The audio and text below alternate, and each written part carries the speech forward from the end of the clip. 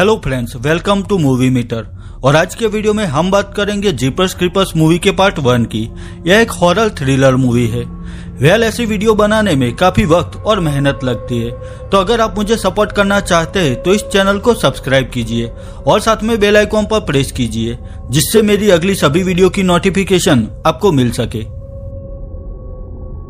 तो चलिए अब जीपर्स क्रीपर्स मूवी के पार्ट 1 की स्टोरी पर फोकस करते हैं। मूवी की स्टार्टिंग में एक car Florida country side highway से गुजर रही थी। उस कार में ट्रिस और डैनी नाम के भाई बहन थे। कॉलेज में समर वैकेशन होने की वजह से वो लोग छुट्टियां बिताने अपने घर की ओर जा रहे थे। ट्रिस का हाल ही में अपने बॉयफ्रेंड से ब्रेकअप हो गया था, जिससे वो काफी अपसेट थी। यहाँ डैनी अपनी सिस्टर को समझाने की कोशिश कर रहा था कि तुम्हें अपसेट होने की जरूरत नहीं है, वैसे भी वो लड़का तुम्हारे लिए ठीक नहीं था। अब वो दोनों इस बारे में बात कर रहे थे, तभी ठीक उनकी कार के पीछे एक पुरानी ट्रक फुल स्पीड में आ रही थी। उस खटारा ट्रक को अपनी ओर आती हुई देखकर ट्रिस और डैनी डर जाते हैं। डैनी उस ट्रक को साइड देकर आगे निकलने के लिए कहता है। आखिर वो ट्रक वहां से चली जाती है। डैनी देखता है कि उस ट्रक के पीछे बीटिंग यू लिखा हुआ था। दोनों को काफी अजीब लगता है कि आखिर कौन ऐसी खटारा ट्रक चला रहा होगा। यहाँ ट्रिस डैनी को कार्ला और कैनी की स्टोरी बताती है। आज से ठीक 23 साल पहले इसी हाईवे पर उनकी डेड बॉडी मिली थी। उन दोनों के सिर धड़ से अलग कर दिए गए थे और उनमें से कार्ला का सिर गायब था। दोनों को बेरहमी से मार दिया गया था। ट्रिस काफी डरी हुई थी। वो डैनी से कहती है कि कार्ला और कैनी की स्टोरी सुनने के बाद मुझे भी यही लगता था कि इसी हाईवे पर मेरी भी मौत होगी।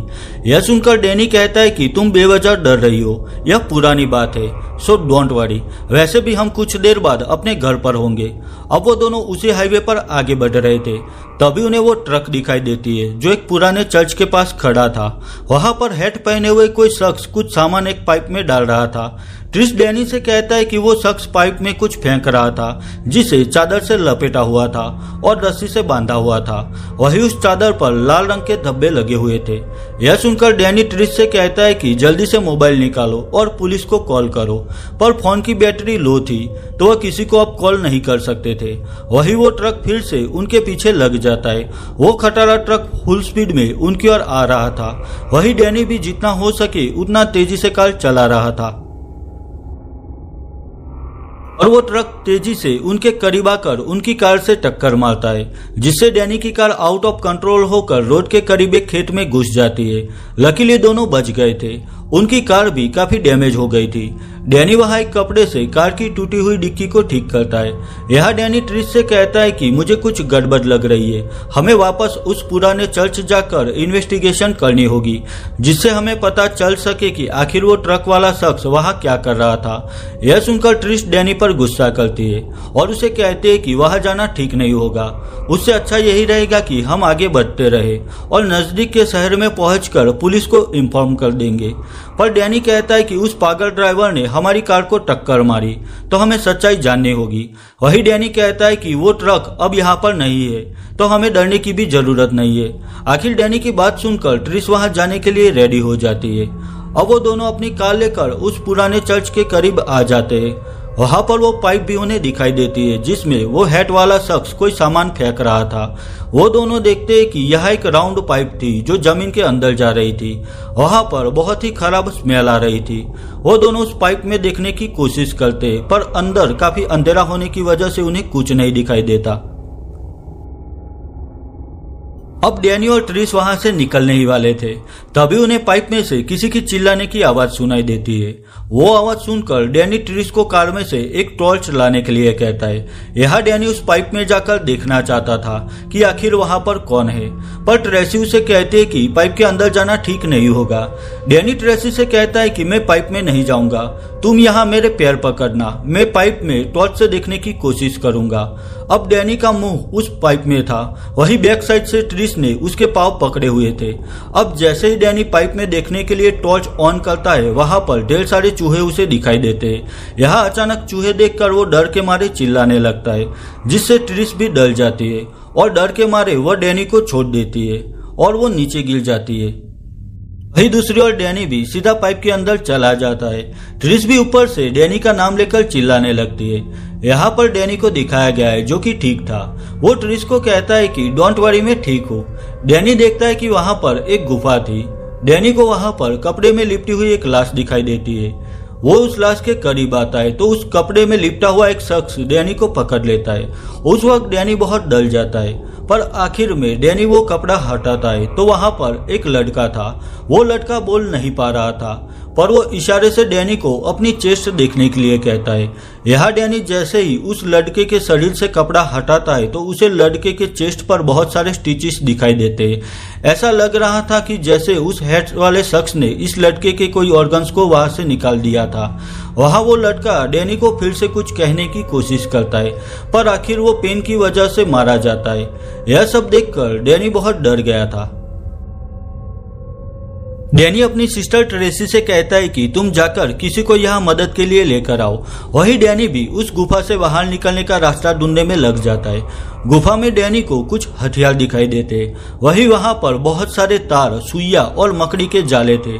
यहाँ डैनी देखता है कि उसकी शू लेसेस ओपन थी, तो वह लेसेस बांधने के लिए नीचे झुकता है। तभी उसके शूज पर कोई पानी जैसी चीज गिरती है। अब जैसे ही डैनी ऊपर की ओर देखता है तो वहां का नजारा देखकर वो डर जाता है, क्योंकि वहां इतनी लाशें थी कि जिन्हें गिनना भी इम्पॉसिबल था। लाशें देखकर डैनी समझ जाता है कि कुछ लाशें फ्रेश थी, वही इनमें से कुछ लाशें बहुत पुरानी थी। यहाँ सभी डेड बॉडी को एक दूसरे के साथ कंप्लीट स्टिच किया हुआ था। सभी लाश एक दूसरे से चिपकी हुई थी। यह सब देखकर डैनी समझ गया था कि यह किसी इंसान का काम नहीं है। वही दूसरी ओर ट्रिस को दिखाया गया है, जो कि उसी हाईवे पर खड़ी होकर किसी के आने का वेट कर रही थी, जिससे वह अपने बाइक को उस पाइप से बाहर निकाल सके। वहां ट्रिस को एक ट्रक उसकी ओर आता हुआ दिखाई देता है। ट्रक को देखकर ट्रिस डर के मारे अपनी कार में आ जाती है और अपनी कार स्टार्ट करके वहां से निकलने की तैयारी करती है, पर गाड़ी का गियर स्टक हो जाता है, जिससे ट्रिस वहां पर फंस जाती है। पर जैसे ही वो ट्रक उसके करीब से गुजरता है तो वो रिलैक्स हो जाती है, क्योंकि वो कोई और ट्रक थी। वही डैनी भी दूसरे रास्ते से उस गुफा से बाहर आ जाता है। वो ट्रेसी के पास आता है। ट्रेसी देखती है कि उसका भाई डैनी बहुत डरा हुआ था। आखिर वो दोनों अपनी कार लेकर वहां से निकलते हैं। यहाँ ट्रिस डैनी से पूछती है कि वहां नीचे तुमने क्या देखा, तो डैनी कहता है कि तुमने जो कहानी बताई थी वो सच थी, क्योंकि वहां नीचे ढेर सारी डेड बॉडी थी और उन्हें बेरहमी से मार डाला गया था। अब वो दोनों एक रेस्टोरेंट के करीब आ गए थे। वही उन्हें वहां वो ट्रक भी दिखाई देता है जो उस पुराने चर्च की ओर जा रहा था। ट्रिस और डैनी उस रेस्टोरेंट में आते हैं। वहां ट्रिस रेस्टोरेंट ओनर से कहते हैं कि मैं आपका फोन यूज करना चाहती हूँ और मैं पुलिस से बात करना चाहती हूँ। वही ट्रिस डैनी से भी कहते हैं कि डोंट वरी, अब हम सेफ है। वो दोनों बात कर रहे थे, तभी अचानक उस फोन की रिंग बजने लगती है। ट्रिस फोन उठाती है तो वहां एक औरत उसे कहती है कि तुम दोनों जल्द ही मरने वाले हो। यह सुनकर डैनी गुस्से में आकर फोन पर उस औरत को धमकाता है और कहता है कि तुम पागल हो। ऐसा कहकर वो फोन काट देता है। आखिर उस रेस्टोरेंट में दो पुलिस ऑफिसर आते हैं। डैनी उन्हें कहता है कि यहाँ एक पुराने चर्च के करीब एक पाइप है जिसमें एक बड़ी केव है और उस केव में ढेर सारी डेड बॉडी है। वही डैनी उन्हें कहता है कि उसने कातिल को भी देखा है और उसके पास एक पुरानी खटारा ट्रक है। और डैनी की ऐसी बातें सुनकर पुलिस ऑफिसर उन पर यकीन नहीं करता। डैनी ऑफिसर को समझाने की कोशिश कर रहा था कि वो सच बोल रहा है। उसी वक्त रेस्टोरेंट की ओनर वहां आकर ट्रिस और डैनी को बाहर आने के लिए कहती है। वो दोनों बाहर आकर देखते तो उनकी कार के सभी दरवाजे खुले हुए थे, वही उनके कपड़े भी बिखरे हुए थे। सारा सामान किसी ने कार से बाहर फेंका हुआ था। रेस्टोरेंट ओनर कहते हैं कि तुम दोनों अंदर ऑफिसर के पास थे, तभी कोई शख्स तुम्हारी कार से कपड़े निकालकर उन्हें सूंघ रहा था। यह सुनकर डैनी पुलिस ऑफिसर से कहता है कि अब तो हमारे यकीन करो, हम सच बोल रहे हैं। वही डैनी उन्हें अपनी कार देखने के लिए कहता है। ऑफिसर कार के हैंडल को देखता है तो उस पर अजीब से पंजे का निशान था। वही ट्रिस को भी फील होता है कि कोई उनके ऊपर से अभी गुजरा हो। ऐसा लग रहा था कि जैसे कोई उन्हें फॉलो कर रहा हो। आखिर पुलिस ऑफिसर को भी लगता है कि ट्रिस और डैनी सच बोल रहे, तो वो लोग ट्रिस और डैनी के साथ उसी पुराने चर्च की ओर जाने के लिए निकलते हैं। यहाँ ट्रिस और डैनी की कार आगे थी। वही पुलिस ऑफिसर अपनी कार में उनके पीछे आ रहे थे। उसी वक्त हमें दिखाया गया है कि कोई शख्स अचानक से पुलिस की कार के ऊपर आ जाता है। ऑफिसर को भी लगता है कि उनकी कार के ऊपर जरूर कोई है। वो लेडी ऑफिसर कार के ऊपर देखने की कोशिश करती है, पर तभी वो शख्स उस ऑफिसर को ऊपर खींच लेता है। यह देखकर वो पुलिस ऑफिसर अपनी टीम मेंबर को बचाने की कोशिश करता है, पर उसी वक्त कार का रूफ तोड़कर एक हाथ अंदर आता है और वो उस ऑफिसर को भी कार की छत फाड़कर ऊपर खींच लेता है। आखिर वो शख्स अपनी कुल्हाड़ी से ऑफिसर के सिर को काट देता है। अब उस ऑफिसर का कटा हुआ सिर डैनी की कार पर आकर गिरता है, जिसे देखकर वो दोनों डर जाते हैं और अपनी कार वहीं पर रोक लेते हैं। वो देखते हैं कि पुलिस कार को किसी ने बुरी तरह से डैमेज कर दिया था। वहीं उन्हें रोड पर उस पुलिस ऑफिसर का कटा हुआ सिर दिखाई देता है। वहां पर कोई पुलिस कार का दरवाजा खोलता है और उसमें से वो शैतान बाहर आता है। वो शैतान ऑफिसर का कटा हुआ सिर उठाता है और उस सिर को सूंघने लगता है। अब वो शैतान ऑफिसर के सिर को खाने लगता है। यहाँ वो डरावना नजारा देखकर डैनी और ट्रिश अपनी कार लेकर वहां से निकलते। ट्रिश कार तेजी से भगा रही थी। आखिर उन्हें वहां रास्ते में एक घर दिखाई देता है। वहां पर वो दोनों रुक जाते। वहां पर बहुत सारी बिल्लियां थी जो शायद घर के मालिक की पालतू थी। वहां पर एक बूढ़ी औरत थी। वो औरत ट्रिश को यहाँ आने की वजह पूछती है तो ट्रिश कहते हैं कि हम मुसीबत में और एक कातिल हमारे पीछे पड़ा है, तो प्लीज हमें पुलिस को कॉल करने दीजिए। वो बात कर रहे थे तभी लाइट भी चली जाती है। बूढ़ी औरत उन्हें पूछती है कि तुम्हारे साथ और कौन है। तभी ट्रिश और डैनी की नजर वहां एक स्केरक्रो पर पड़ती है। वो बूढ़ी औरत कहती है कि मैंने कोई स्केरक्रो अपने खेत में खड़ा नहीं किया था। आखिर वो बूढ़ी औरत एक शॉटगन लेकर बाहर आती है और उस स्केरक्रो पर गोलियां चलाती है, पर वो स्केरक्रो वहां से सीधा उड़ते हुए बूढ़ी औरत के घर पर आ जाता है और वहां से सीधा घर में चला जाता है। उसी वक्त बूढ़ी औरत को अपनी बिल्लियों के रोने की आवाज सुनाई देती है, तो वह उन्हें बचाने के लिए घर में एंटर होती है और यहाँ पर एक गोली चलने की आवाज हमें सुनाई देती है। थोड़ी देर बाद वो बूढ़ी औरत अपने घर से बाहर आती हुई दिखाई देती है, पर ठीक से वहां देखने पर ट्रिश और डैनी के होश उड़ जाते हैं, क्योंकि वो बूढ़ी औरत मर चुकी थी और उसके पीछे वही आदमखोर शैतान था जिसे मूवी में पहली बार इतने करीब से दिखाया गया था।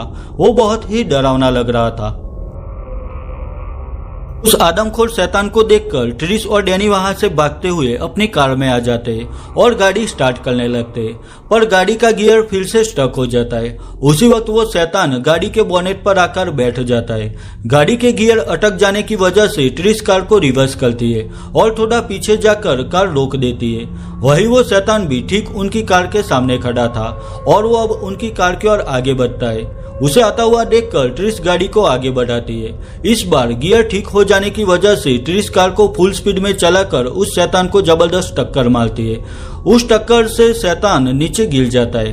उसी वक्त ट्रिश भी कार को कई बार उस शैतान के ऊपर चलाती है। यहाँ ट्रिश ने उस शैतान को बुरी तरह से कुचल दिया था। आखिर डैनी ट्रिश को रोक लेता है और उसे कहता है कि शांत हो जाओ, क्योंकि वो शैतान अब मर चुका है। अब वो दोनों पुलिस स्टेशन आते और वहां से अपने घर कॉल करके झूठ बोलते कि रास्ते में हमारी कार खराब हो गई थी, तो हम थोड़ी देर में घर आ जाएंगे। उन्होंने घर वालों को सच नहीं बताया, क्योंकि वो नहीं चाहते थे कि उनके घर वाले वरीड हो। उसी वक्त डैनी को पुलिस स्टेशन में लगाए गए मिसिंग पर्सन्स के फोटोग्राफ दिखाई देते। यह देखकर वो समझ जाता है कि पिछले कई सालों से इसी जगह से बहुत से लोग गायब हो गए थे और आज तक किसी को पता नहीं चल पाया कि आखिर वो लोग कहाँ गए और उनके साथ क्या हुआ। ट्रिश और डैनी वहां खड़े थे, तभी एक बूढ़ी औरत वहां आती है। वो औरत उन्हें ट्रिश और डैनी कहकर बुलाती है। यह देखकर वह दोनों चौंक जाते हैं कि आखिर उस बूढ़ी औरत को हमारा नाम कैसे पता चला।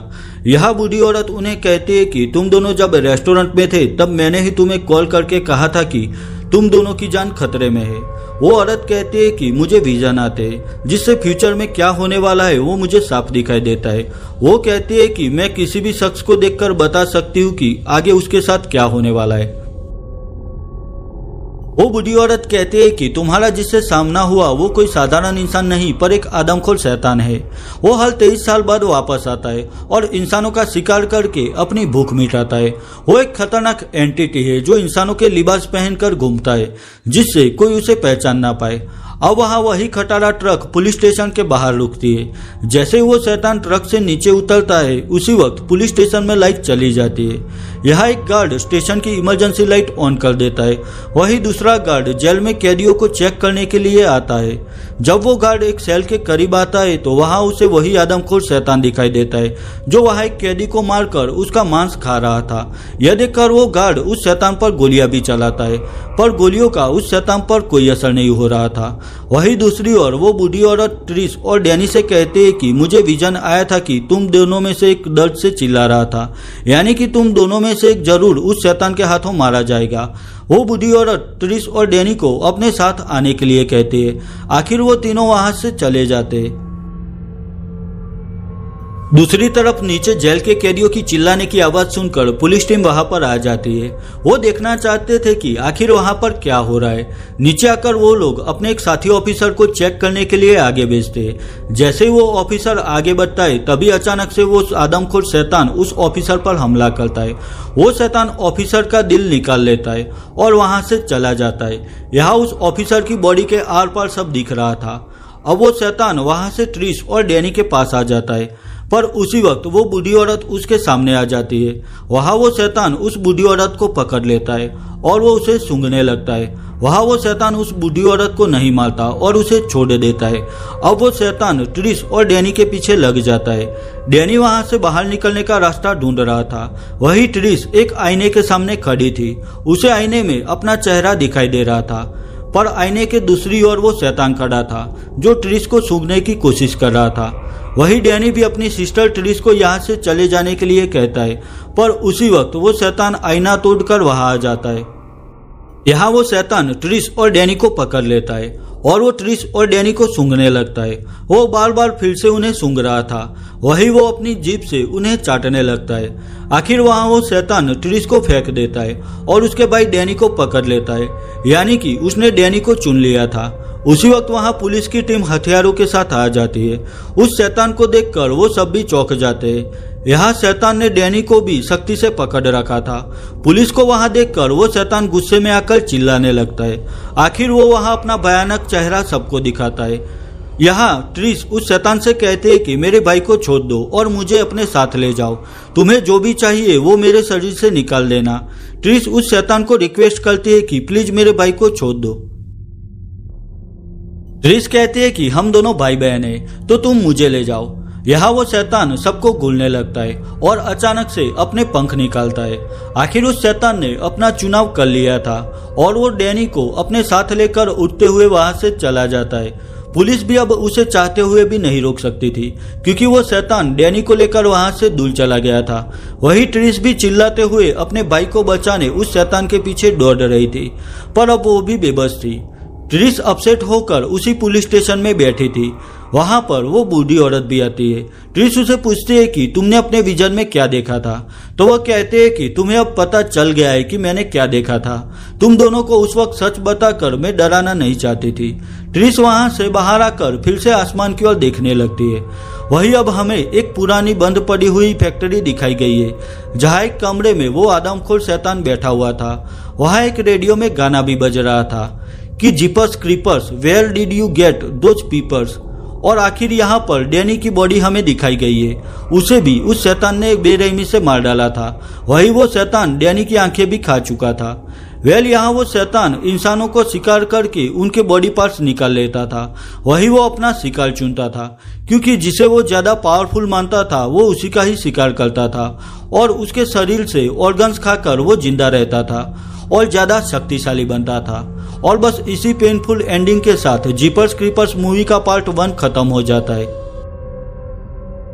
ईयर 2001 में रिलीज हुई जीपर्स क्रीपर्स मूवी को IMDb पर 6.2 आउट ऑफ 10 स्कोर मिला है। वही रोटन टोमेटो पर इसे 46% एंड ऑडियंस स्कोर 48% मिला है। अगर यह वीडियो आपको अच्छी लगी है तो इसे लाइक और शेयर कीजिए, और मेरे लिए कोई भी सजेशन है तो मुझे कमेंट सेक्शन में कमेंट करके बताइए। तो मिलता हूँ जीपर्स क्रीपर्स मूवी के पार्ट 2 की एक्सप्लेनेशन वीडियो के साथ। तब तक के लिए बाय बाय।